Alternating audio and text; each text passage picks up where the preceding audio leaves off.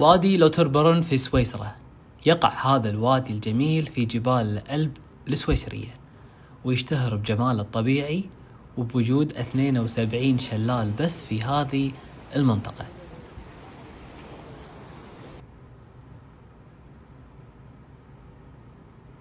وأشهر هذه الشلالات هو شلال شتوبخ. وطريق الصعود إلى الشلال صراحة أنا أسميه طريق الأحلام.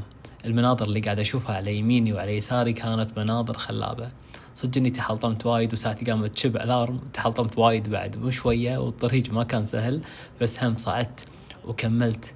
ليه لما شوي شوي قمت أحس في رذاذ الشلال قاعد يجي، وقاعد أدش من كهف ولي كهف، ليه لما قاعد أقرب للشلال شوي شوي.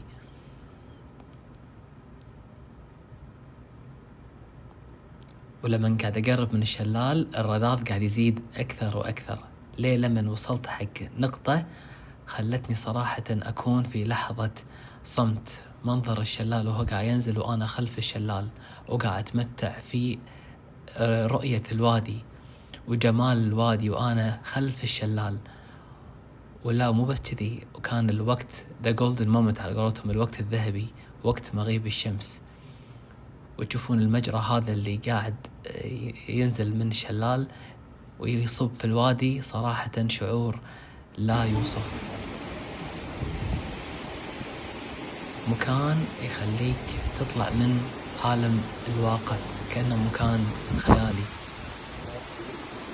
وحققت حلمي وجست الشلال وأنا خلف الشلال، لأنه كان شعور لا يوصف. بعدها عقبها ننزل القرية تحت، فيه محلات وكافيهات وبوتيكات ممكن تقضون وقتكم فيه وتستمتعون، ويكون فيه بريك سريع.